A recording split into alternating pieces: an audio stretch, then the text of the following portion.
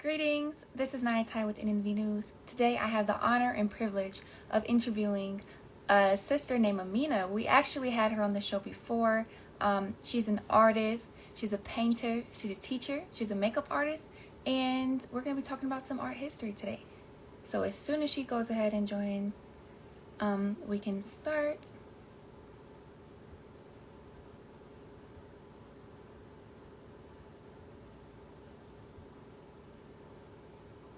Hello everybody, welcome on. While we wait for her to go ahead and join, please follow us on Instagram at NNV News and check out our website, nnvnews.com.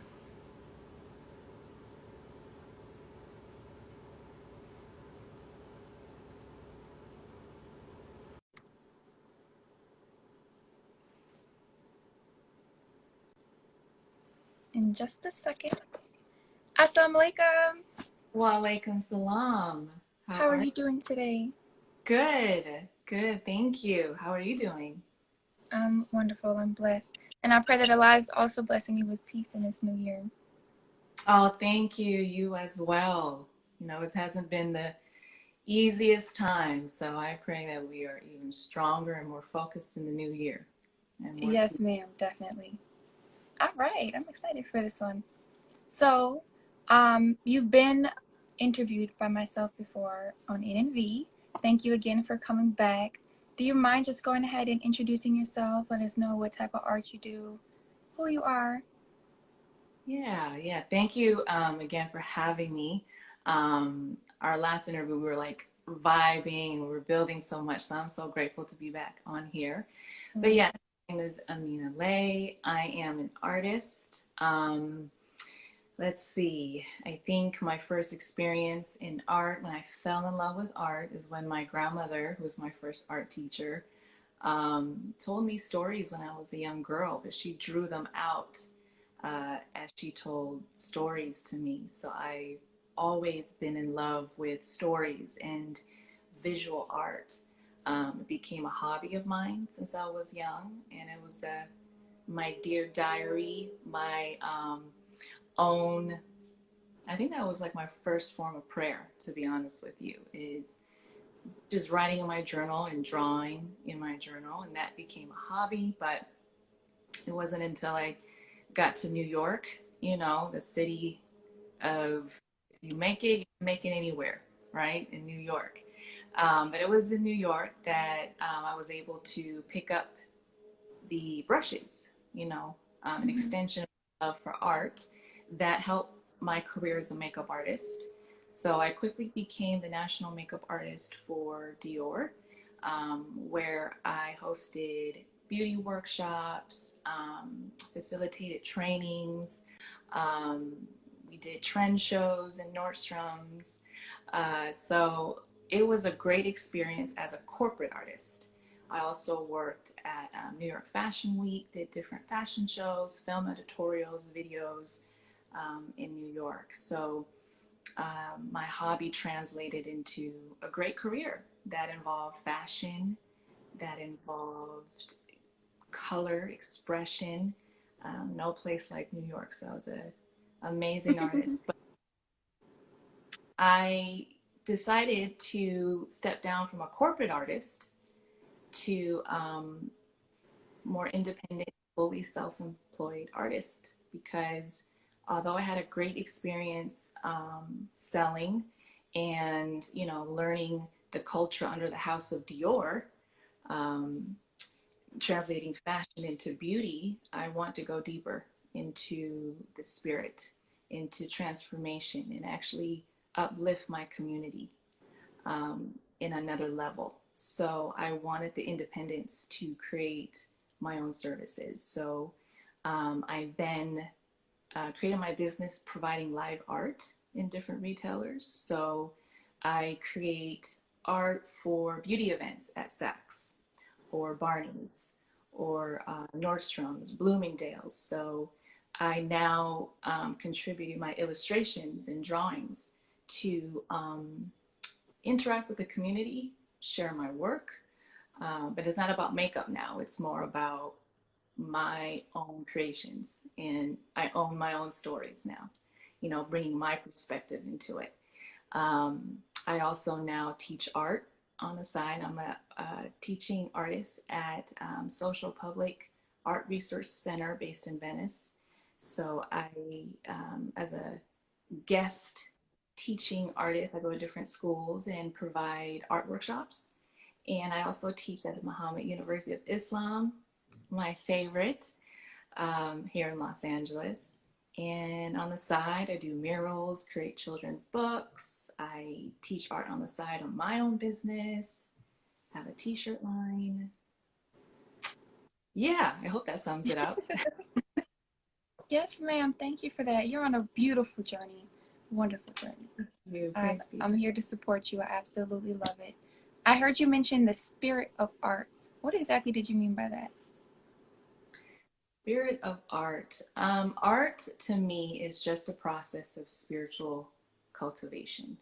It's your own path, it's your own journey in really transforming from within and then being able to express that in the outer form. So whether it's being a corporate artist, selling, I'm actually tapping into the mind, tapping into the emotions of my target audience. Whether it's teaching art to my children, I am integrating art therapy, instilling confidence, giving them tools to express themselves in an effective way, how to connect with themselves to the community in a confident manner. So when I say art spirit, it's just about cultivating spiritually and then being able to uplift others and uplift yourself at the same time. Yes, ma'am. I think you put that beautifully.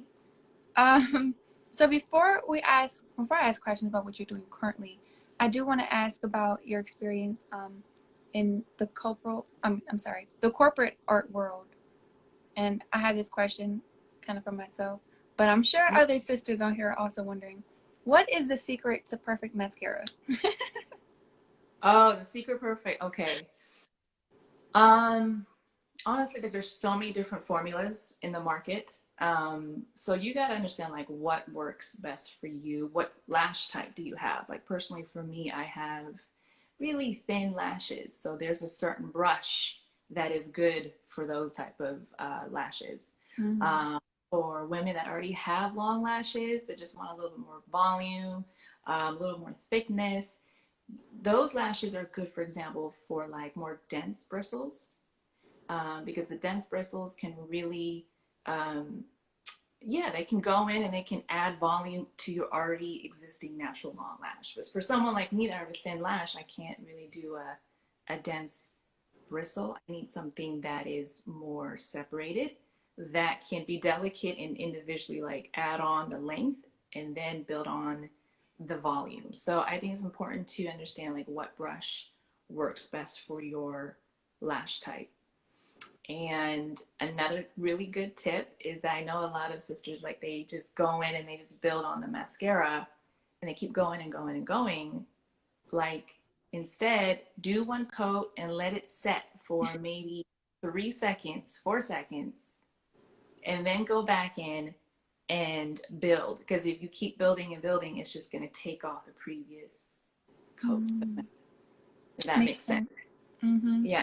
Let it set in between, go in and keep building and building. And then I like to kind of turn the makeup brush like vertical and just go in and poke and separate so it doesn't look like you have tarantula leg lashes. That's the worst. It looks separated, full, but it still looks natural. Thank you for that. See, I've been trying. I'm gonna try to use a denser brush now, and we'll see how that goes. Yeah, you have beautiful lashes. I can even see it from here. One of my mascara is the Dior mascara. It's called Blackout. It's so black. And the formula is really glossy and black. My other one is Charlotte Tilbury New Pillow Talk Mascara. Hmm. Okay. I'll have to check those out. Okay, now we go ahead and get into our questions. Yeah. How does art bring people together, whether it be different communities, different cultures? How can art bring everyone together?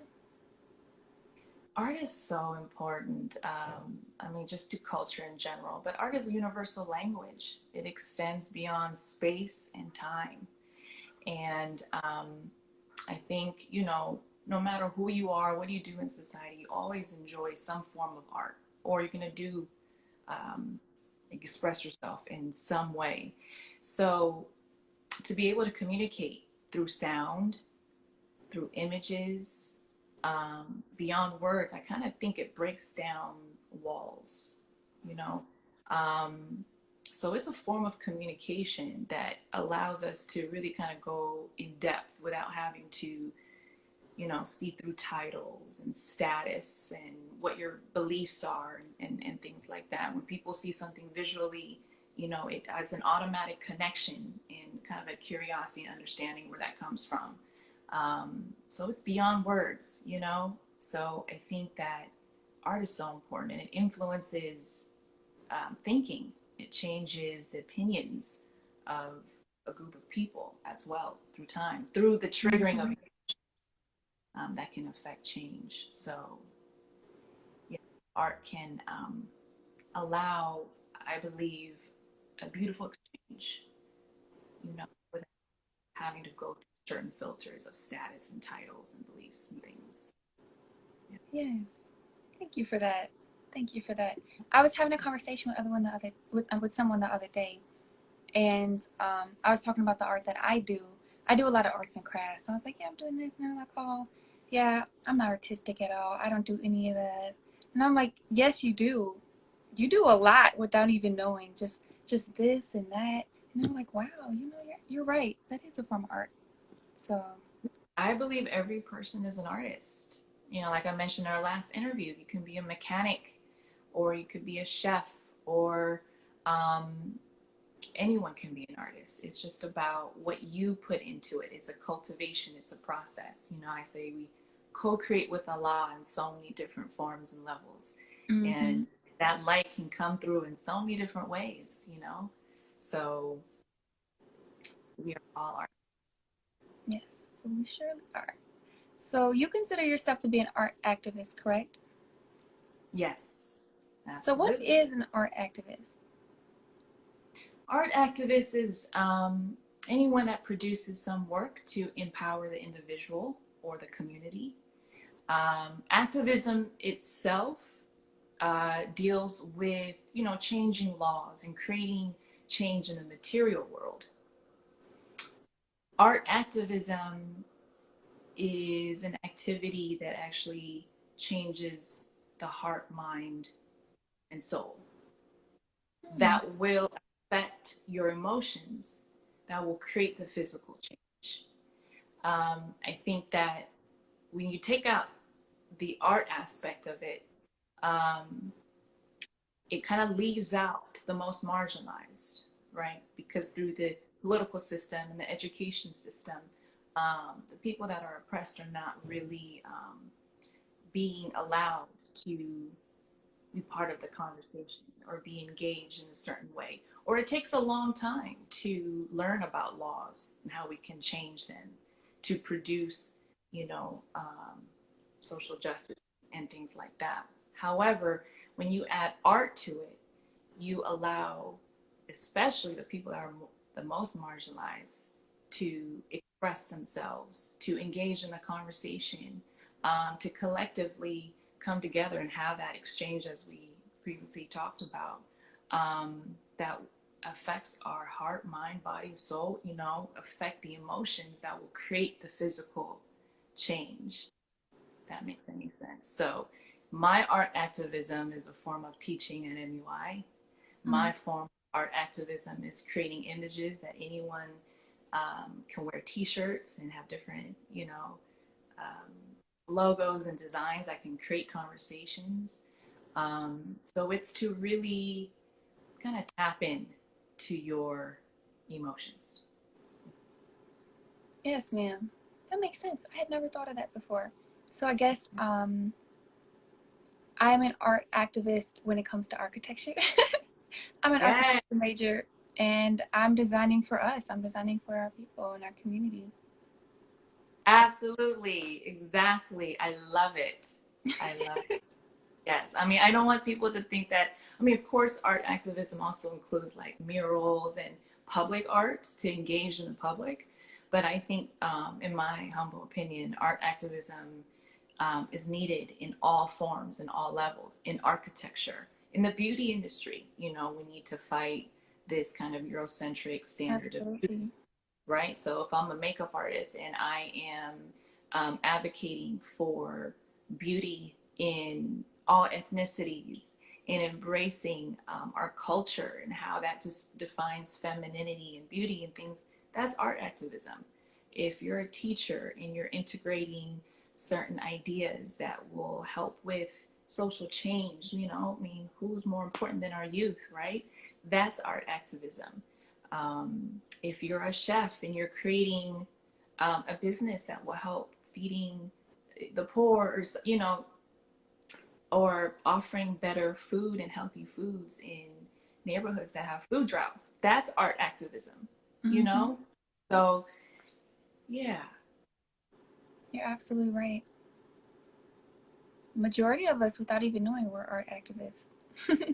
Yes. Yes. I mean, it's a process of improving ourselves, cultivating ourselves in a spiritual way, and producing a certain product that we can offer to our community that will help with the change. Mm. Yes, Yeah. ma'am. I like that. Yeah. Okay. How did art play a role in the Cultural Revolution? Wow. I mean, that question means so much to me because you know, I was introduced to the Cultural Revolution by the Honorable Minister Louis Farrakhan. You know, on my path being an artist, it was a certain struggle to be um, you know, to be proud of being an artist, because we hear so much things in society like you can't, you know, don't be an artist. You know, you're not gonna make a Mm-hmm. lot of money, Right. this and that. But the minister just put artists on such a high level, you know, on the bigger picture of things that's beyond money, beyond status. Like, no, you're here for a reason, to produce a revolution. And I was like, wow, you know, that's amazing. So in one of the interviews, he talked about how artists are important to the revolution, because when great artists do master their art, they can really influence others. That is, you know, even bigger than just lectures.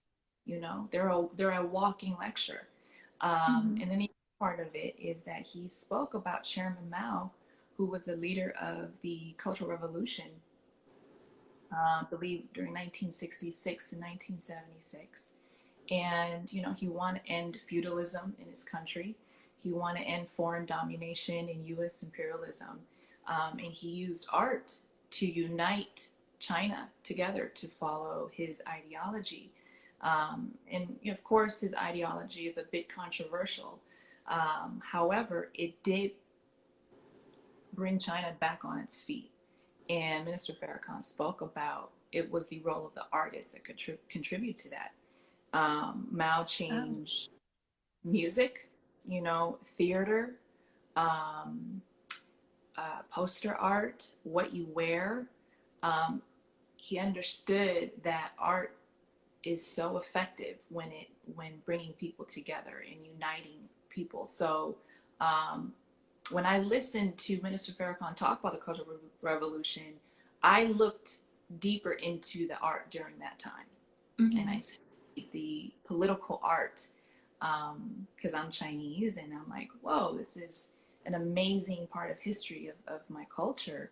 So I looked into it and I started to draw that type of style. So I drew like Malcolm X and Bruce Lee, but in like a political poster, Mm-hmm. cultural revolution propaganda style. I drew Mr. Farrakhan myself, and I did it in like a, you know, this similar style, and it was cool. And then I showed my dad. Look, Dad, you know, this is what I'm doing. And my dad was like, "Oh, I used to do that." And I'm like, what do you mean? And he was like, I was an artist during the Cultural Revolution.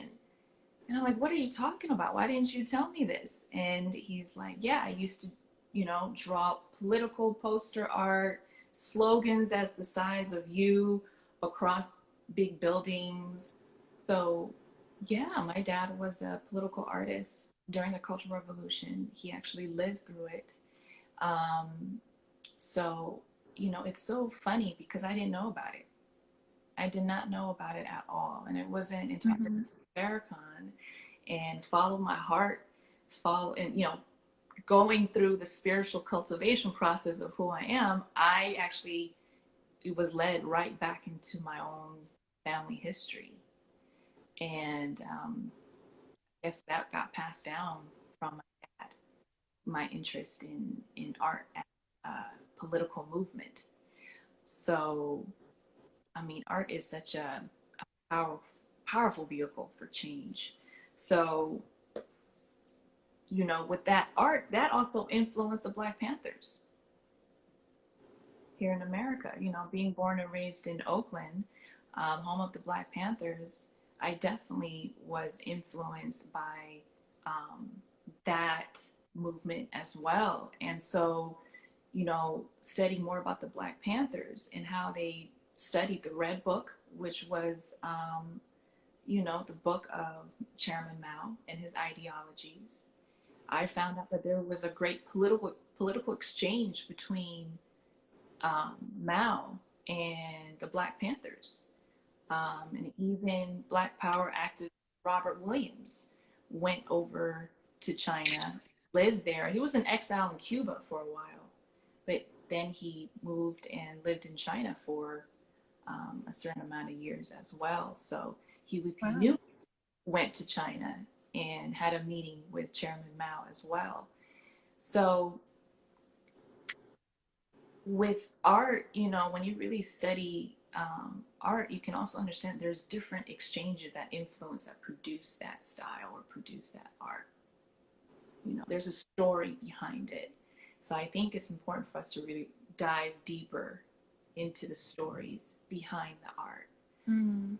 because it was through studying the history of the Cultural Revolution, I found out there were so many beautiful points in history where the Asian community and the Black Power movement in the United States, we were unified. We were united.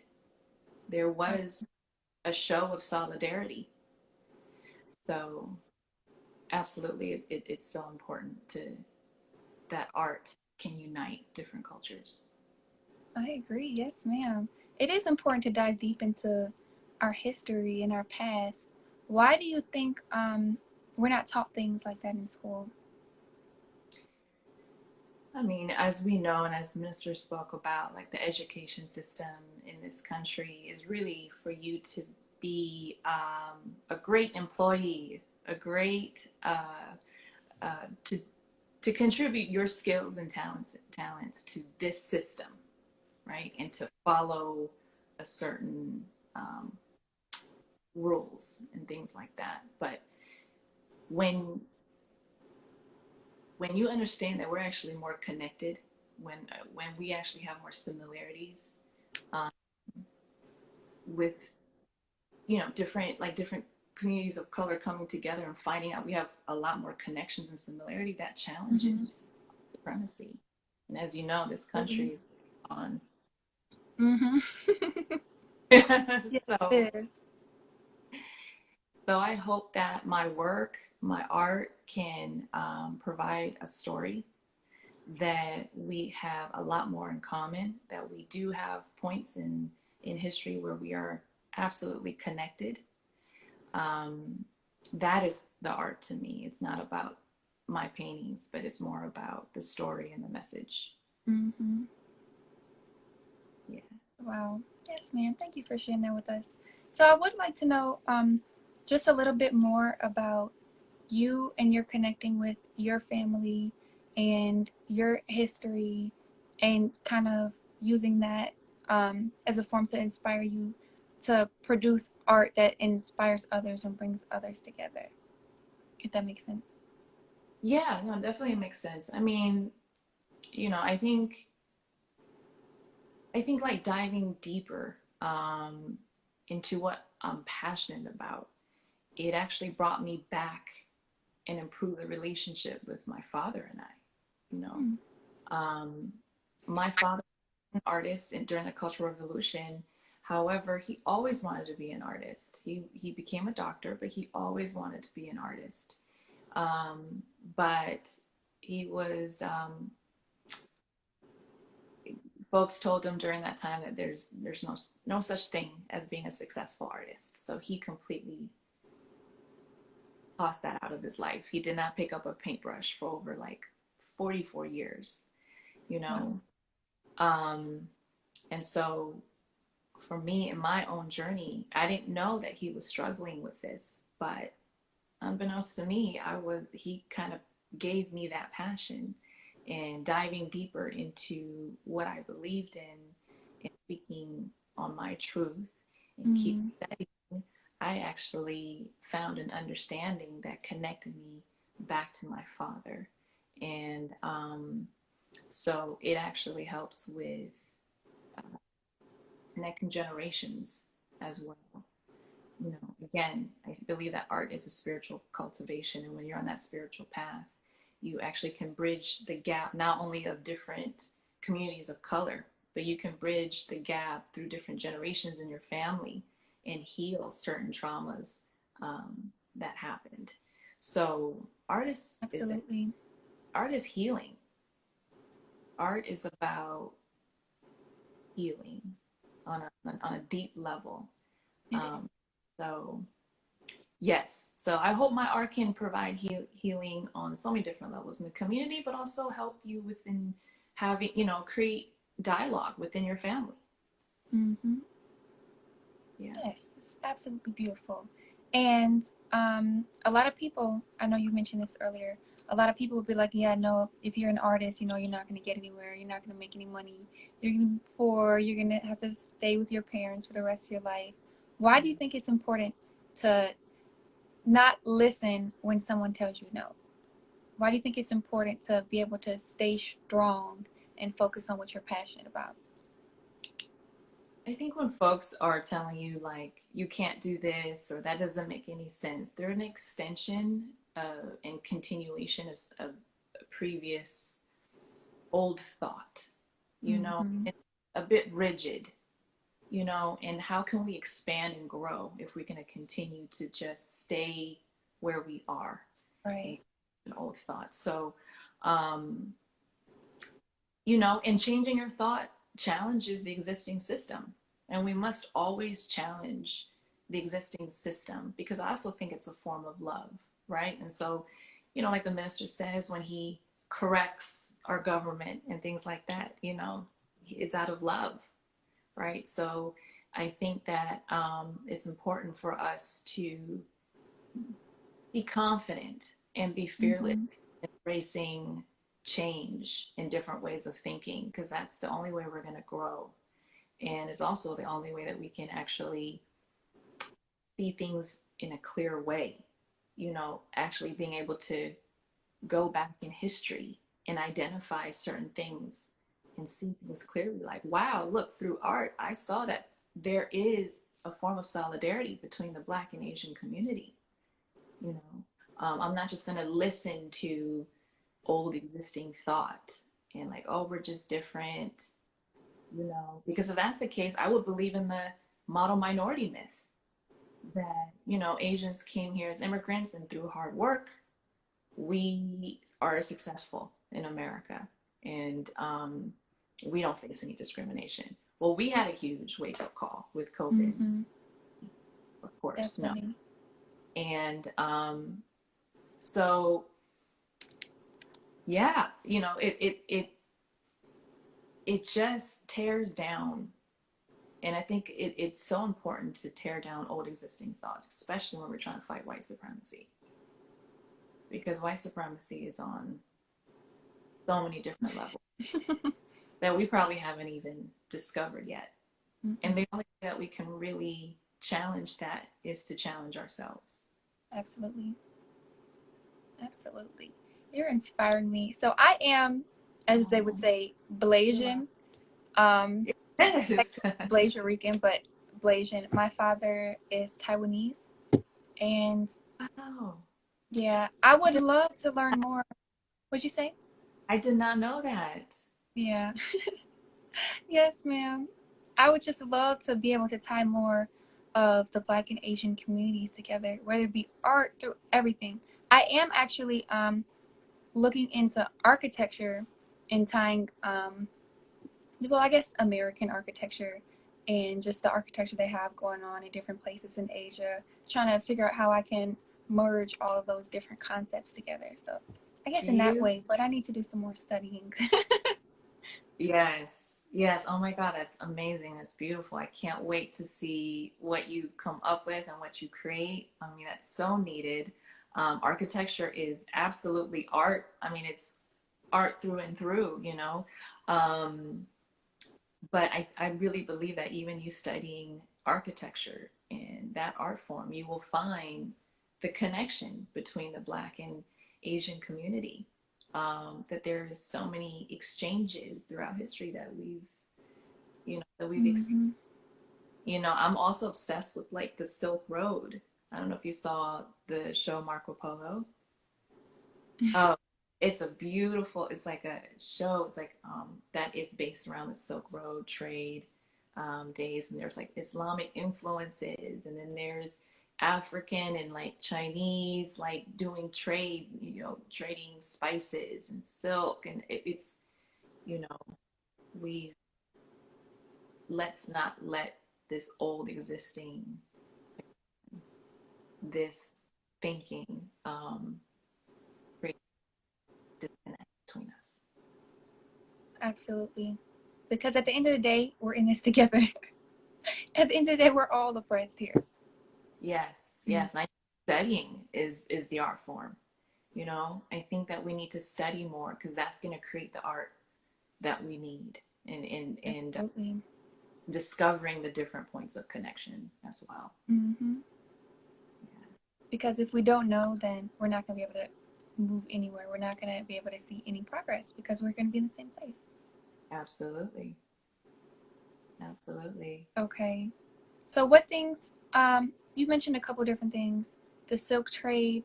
What else should I look into and others? Or should we all look into? Oh, with the Black and Asian community, Mm-hmm. yes.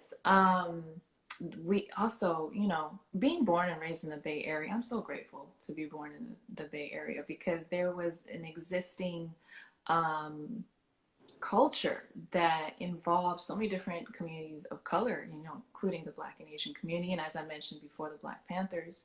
But there was a party that was created in San Francisco Chinatown, the Red Guard Party. You know, it was Chinese American that formed a group to fight against police brutality, and they worked closely with the Black Panthers.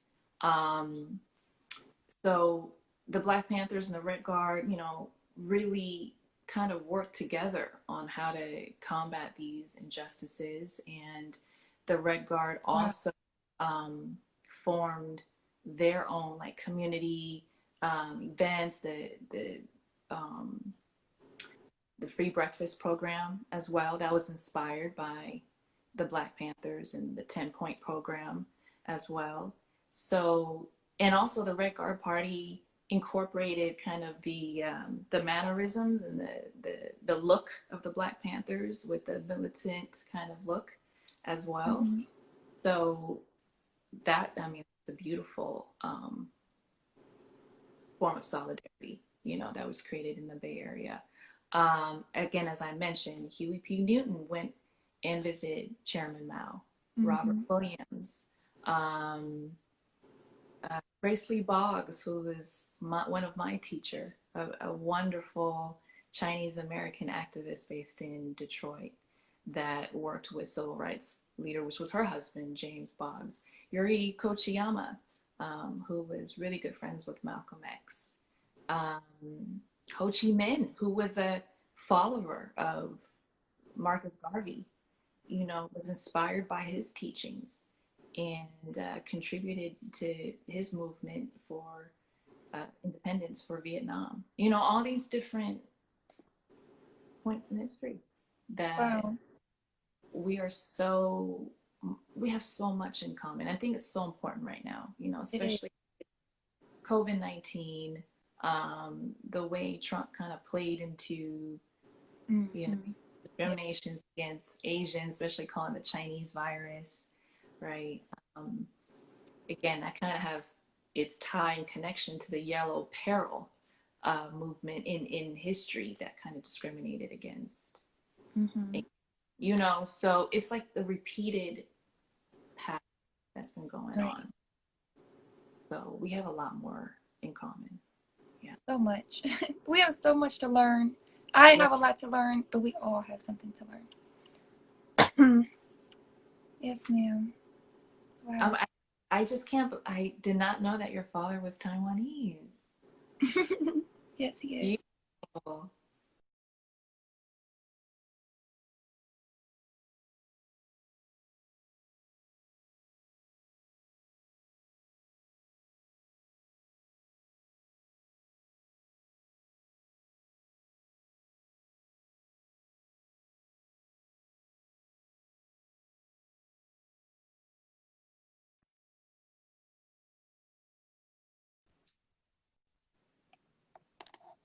Oh, there you are. Okay. I'm sorry about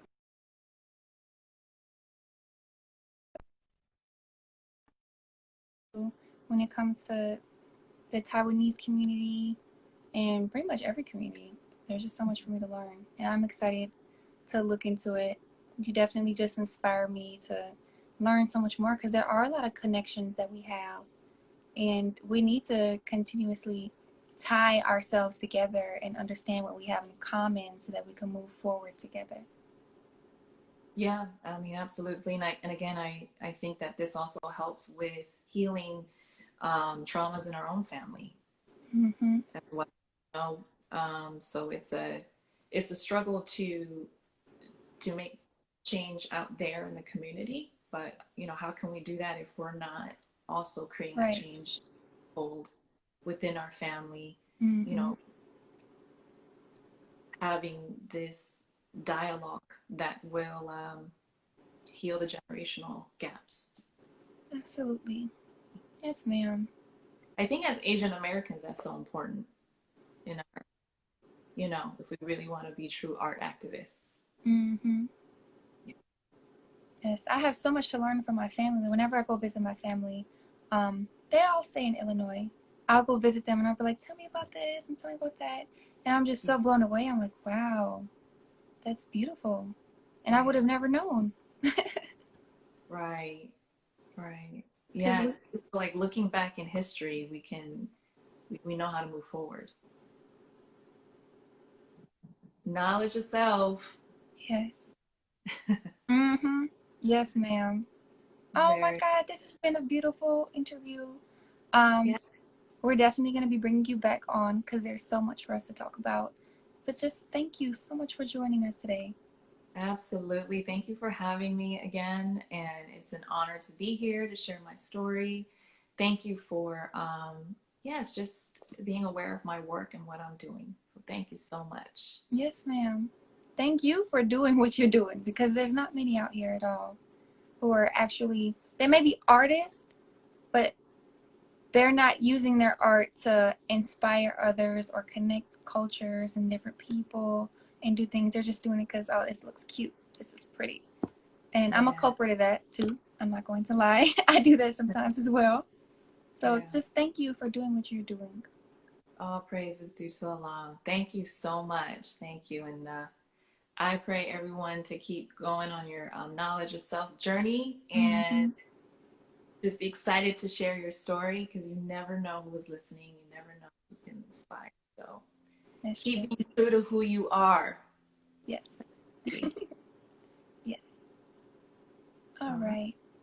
Well, may Allah continue to bless you and may He bless you with peace in this new year. Thank you again, and I'll be reaching out to you. Um, yes, ma'am.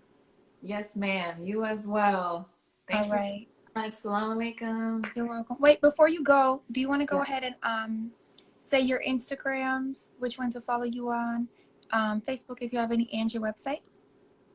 Yes, my website is leistory.com, leistory.com.